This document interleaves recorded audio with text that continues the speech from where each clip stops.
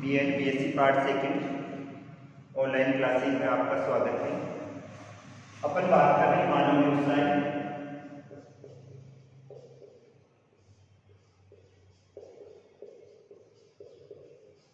और मानव व्यवसाय में अपन अध्ययन कर रहे हैं कृषि, यानी फसलों को कृत्रिम ढंग से बोने की क्रिया को क्या कहा जाता है? कृषि कहा जाता है। अगर अपन कृषि की बात करें तो अधिकांश देशों में मानव का जो प्राचीन व्यवसाय है वो कौन सा है? कृषि व्यवसाय है। पहले यानी प्राथमिक व्यवसाय आखिर में संग्रहण था और आखिर में संग्रहण के बाद में इसका विकास हुआ था, कृषि का विकास हुआ था। कृषि के दो प्रकारों का अध्ययन किया था मुख्यतः। एक आदिकालीन कृषि का अध्ययन किया था। आज हम बात करेंगे स्थायी कृषि।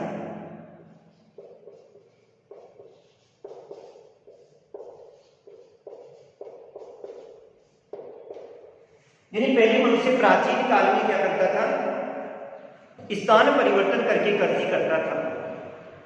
स्थान परिवर्तन से मतलब आज यहाँ पर कृषि कार्य कर रहे हैं, थोड़े समय के बाद भी इस स्थान को छोड़ के और पहले वाली विधि दूसरे स्थान पर अपनाता था। इस कृषि को स्थानांतरशील कृषि कहा जाता था। मनुष्य स्थानांतरशील कृषि करता गया, लेकिन उसके बाद में या तो जनसंख्या में वृद्धि हुई या भूमि की उर्वरा शक्ति खत्म नहीं हुई। दो ही कारण थे, या तो जनसंख्या में वृद्धि हो गई या फिर बाद में भूमि की उर्वरा शक्ति खत्म नहीं हुई। अतः मनुष्य एक ही स्थान पर स्थायी रूप से रहकर कृषि कार्य करने लगा। अतः इस कृषि को क्या कहा जाता है? स्थायी कृषि कहा जाता है। अर्थात या तो जनसंख्या बढ़ गई या भूमि की उर्वरा शक्ति खत्म नहीं हुई, जिस कारण से मनुष्य एक ही स्थान पर स्थायी रूप से रहकर कृषि कार्य करने लगा। तो इसको क्या कहा जाता है? स्थायी कृषि कहा जाता है। स्थायी कृषि कौन सी क्षेत्रों में की जाती है?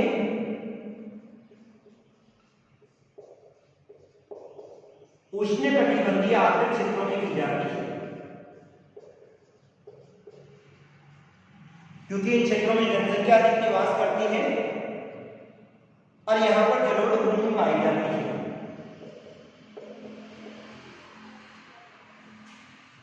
और जलोढ़ भूमि उपजाऊ होती है।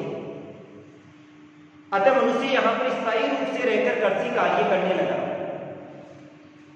ये वाली कृषि कौन सी क्षेत्रों में की जाती है? बागाती कृषि के समीपवर्ती क्षेत्रों में की जाती है। जिन क्षेत्रों में बागाती कृषि की जाती है उनके समीपवर्ती क्षेत्रों में की जाती है। अब इसकी क्या क्या विशेषताएं पाई जाती है? सबसे पहली बात आती है, इस कृषि में कृषि के साथ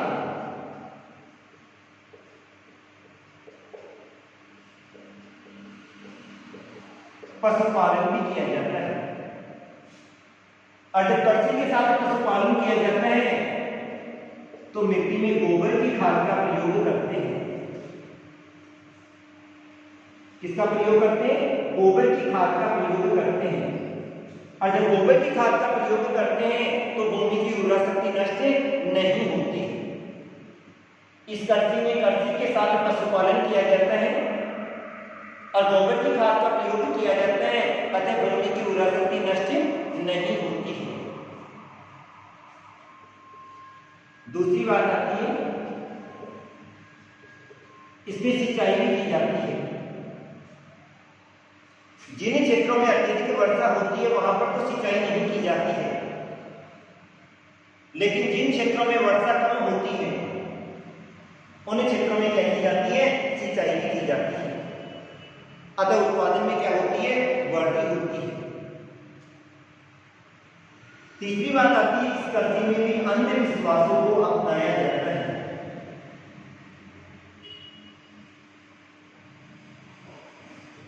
वही कृषि में उत्पादन बढ़ाने हेतु पशुओं की बलि दी जाती है। अब इस कृषि को दो भागों में बांटा जाता है।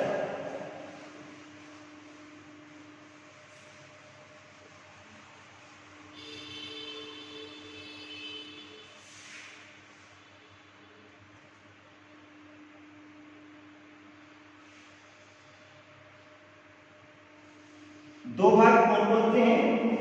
सबसे पहला है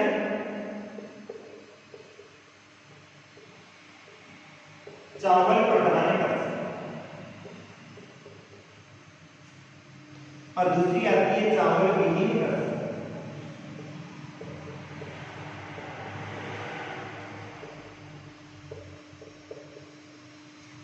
स्थायी कृषि को दो भागों में बांटा जाता है, एक चावल प्रधान कृषि और दूसरा चावल विहीन कृषि। चावल प्रधान कृषि उन क्षेत्रों में की जाती है जहां पर 200 सेंटीमीटर से अधिक वर्षा होती है। चावल प्रधान कृषि उन क्षेत्रों में की जाती है जहां पर 200 सेंटीमीटर से अधिक वर्षा होती है तथा चावल के उत्पादन हेतु अनुकूलतम दशाएं पाई जाती है। वहां पर मुख्य फसल के रूप में चावल को बोया जाता है, अतः इस कृषि को क्या कहा जाता है? चावल प्रधान कृषि कहा जाता है। वे क्षेत्र जहां पर 200 सेंटीमीटर से अधिक वर्षा होती है, चावल के उत्पादन हेतु अनुकूलतम दशाएं पाई जाती है, वहां पर मुख्य फसल के रूप में चावल को बोया जाता है, अतः इस कृषि को क्या कहा जाता है? चावल प्रधान निर्वहन कृषि कहा जाता है। अब ये वाली कृषि गहन जनसंख्या वाले क्षेत्रों में की जाती है। गहन तो कृषि की जाती है,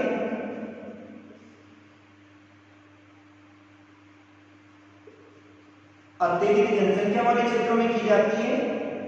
क्यों की जाती है? क्योंकि चावल में भरण पोषण की क्षमता क्या पाई जाती है? अधिक पाई जाती है। अतः इस प्रकार की कृषि उन क्षेत्रों में की जाती है जहां पर जनसंख्या अधिक निवास करती है। दूसरी बात आती है चावल विहीन कृषि। चावल विहीन कृषि उन क्षेत्रों में की जाती है जहां पर 100 सेंटीमीटर से वर्षा कम होती है तथा चावल के उत्पादन हेतु अनुकूलतम दशाएं नहीं पाई जाती है। अतः मुख्य फसल के रूप में किसको बोया जाता है? गेहूं को बोया जाता है। अन्य गौण फसलों के रूप में जो ज्वार,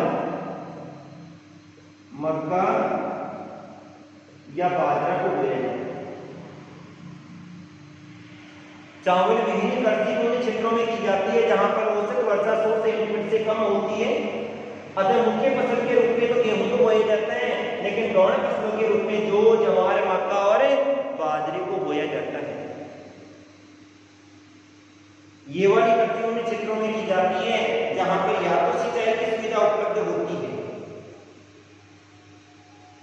या फिर बाद में वर्षा की मात्रा कम होती है। तो ये तो मुख्य दो प्रकार हैं। अब इसके बाद में आती है व्यापारिक अनुत्पादक कृषि।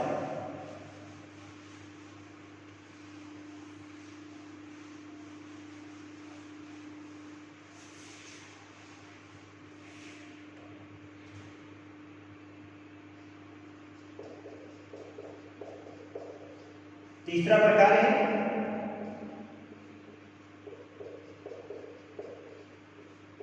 व्यापारिक अनुत्पादक कृषि। स्पष्ट हो रहा है? व्यापार के उद्देश्य से की जाती है। अन्य यानी खाद्यान्न फसलों को बोया जाता है और इसमें मुख्य जो प्रधानता होती है वो किसकी होती है? गेहूं की होती है। अर्थात व्यापारिक अनुत्पादक कृषि उन विकसित देशों में होती है जहां की अधिकांश जनसंख्या द्वितीय श्रेणी के व्यवसाय में लगी होती है।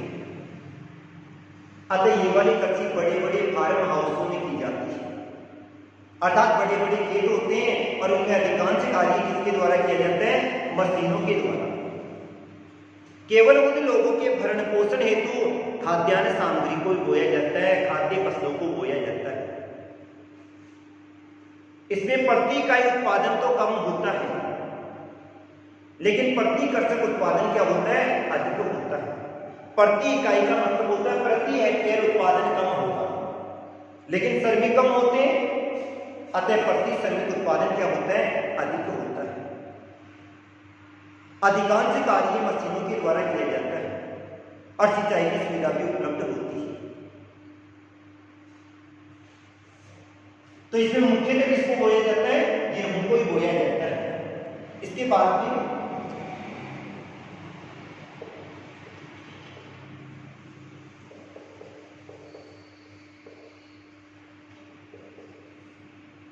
चौथा आता है बागाती कृषि। बागाती कृषि का मतलब होता है, इसको रोपड़ कृषि भी कहा जाता है।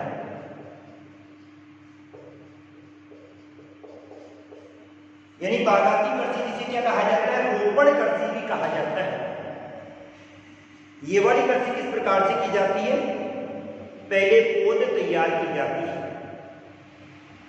क्या की जाती है, पहले पौध तैयार की जाती है, और पौध तैयार करने के बाद पहले से तैयार खेतों में इसकी क्या की जाती है, रोपाई की जाती है।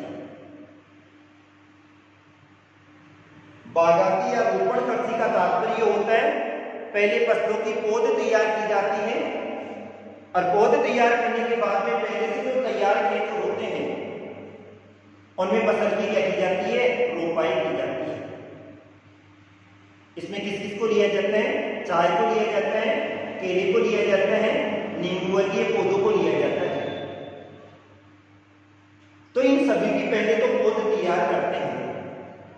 इस प्रकार की कृषि अधिकांशतः पर्वतीय क्षेत्रों में अधिक की जाती है, क्योंकि वहां पर अन्य प्रकार की कृषि हेतु अनुकूलतम दशाएं क्या पाई जाती है, कम पाई जाती है।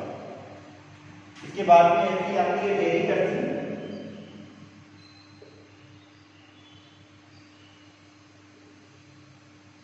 डेयरी कृषि में केवल पशुपालन किया जाता है, अर्थात जो कृषि भूमि होती है उस पे चारे वाली फसलें बोई जाती है, और उन चारे वाली फसलों को पशुओं को खिलाया जाता है, और उसके बाद में जो पशुओं से उत्पाद या जो भी है उत्पाद प्राप्त होते हैं उन उत्पादों को बाजार में बेच दिया जाता है। इसमें सबसे अधिक खर्चा होता है। क्यों? क्योंकि सबसे पहले पशु भी खरीदने पड़ते हैं, उनके लिए आवास का निर्माण भी करना पड़ता है, चारे हेतु भंडार गृह का निर्माण भी करना पड़ता है, मशीनें भी खरीदनी पड़ती है, और श्रमिकों को पैसा भी अधिक देना पड़ता है। अतः ये वाली सबसे खर्चीली कृषि है। इसमें पशुओं के प्रजनन और बीमारी उन पर अधिक ध्यान दिया जाता है, यानी पशु स्वास्थ्य पर अधिक ध्यान दिया जाता है, क्योंकि अगर पशु स्वस्थ होगा तो दूध की मात्रा अधिक प्राप्त होगी। इस प्रकार की कृषि अधिकांशतः डेनमार्क, ऑस्ट्रेलिया, स्विट्जरलैंड इन क्षेत्रों में अधिक की जाती है, क्योंकि वहां पर पशुओं को प्रधानता अधिक दी जाती है। इसके बाद में आती है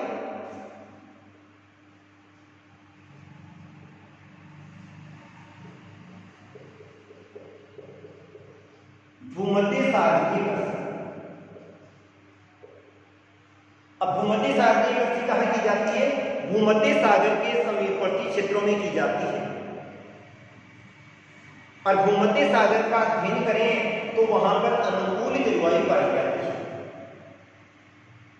सभी प्रकार की अनुकूल जलवायु पाई जाती है। वहां पर न तो अधिक सर्दी होती है, न अधिक गर्मी होती है, अतः इन क्षेत्रों में सभी प्रकार की फसलों का क्या किया जाता है, उत्पादन किया जाता है। तो भूमध्य सागर के समीपवर्ती क्षेत्रों में की जाने वाली कृषि को क्या कहा जाता है, भूमध्य सागरीय कृषि कहा जाता है। इसके बाद में आती है मिश्रित कृषि।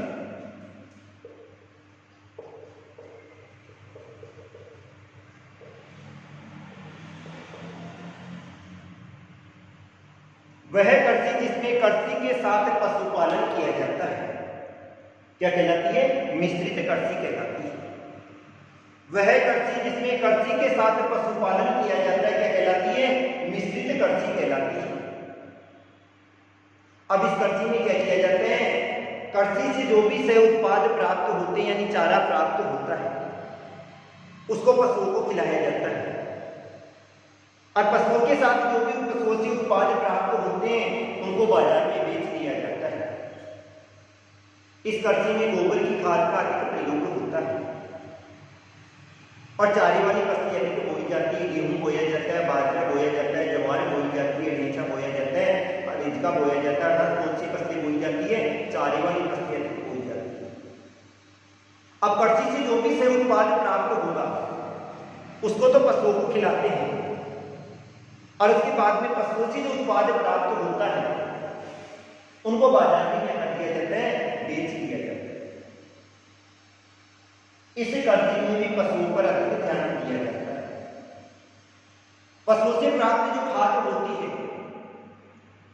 खाद का प्रयोग किसमें किया जाता है? कृषि में किया जाता है।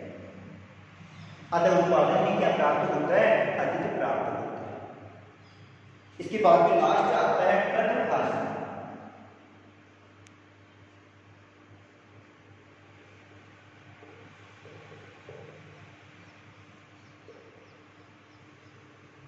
यानी ट्रक फार्मिंग किसे कहा जाता है? ट्रक कृषि भी कहा जाता है, सब्जी कृषि भी कहा जाता है, ट्रक फार्मिंग भी कहा जाता है। नगरों के समीपवर्ती क्षेत्रों में जहां पर कृषि हेतु अनुकूलतम दशाएं पाई जाती है, वहां पर सब्जियों का, फलों का या पुष्पों का उत्पादन करके नगरीय क्षेत्रों में आपूर्ति हेतु भेजा जाता है। तो इस कृषि को क्या कहा जाता है? ट्रक फार्मिंग कहा जाता है। नगरों के समीपवर्ती क्षेत्रों में जहां कृषि हेतु अनुकूलतम दशाएं पाई जाती हैं, वहां पर सब्जियों, फलों या पुष्पों की कृषि करके नगरीय क्षेत्रों में आपूर्ति हेतु भेजा जाता है। तो इस कृषि को क्या कहा जाता है? ट्रक फार्मिंग कहा जाता है। जहां पर सब्जी या फलों का उत्पादन होता है, ये फार्म हो गया और ये बाजार है। इन दोनों के बीच की दूरी इतनी रखी जाती है कि एक रात में ट्रक दूरी तय कर लेता है। अतः सब्जियां खराब नहीं होती। इस प्रकार की कृषि के द्वारा नगरीय क्षेत्रों में सब्जियों, फूलों और पुष्पों की आपूर्ति की जाती है, अर्थात इनको पहुंचाया जाता है। इस प्रकार की कृषि का विकास ब्राजील वाले क्षेत्र में, थाईलैंड में, मलेशिया वाले क्षेत्र में अधिक हुआ, डेनमार्क में भी अधिक हुआ है। ट्रक फार्मिंग में क्या होता है? नगरों के समीपवर्ती क्षेत्रों में जहां पर कृषि हेतु अनुकूलतम दशाएं पाई जाती हैं, वहां पर सब्जियों, फलों व फूलों का उत्पादन करके नगरीय क्षेत्रों में आपूर्ति हेतु भेजा जाता है। इस कृषि को क्या कहा जाता है? ट्रक फार्मिंग कहा जाता है। तो ये हो गए कृषि के प्रकार। मुख्यतः 8 प्रकार है और इनका अध्ययन अपन ने व्यवसाय के अंतर्गत किया। थैंक यू आज के लिए। ओके।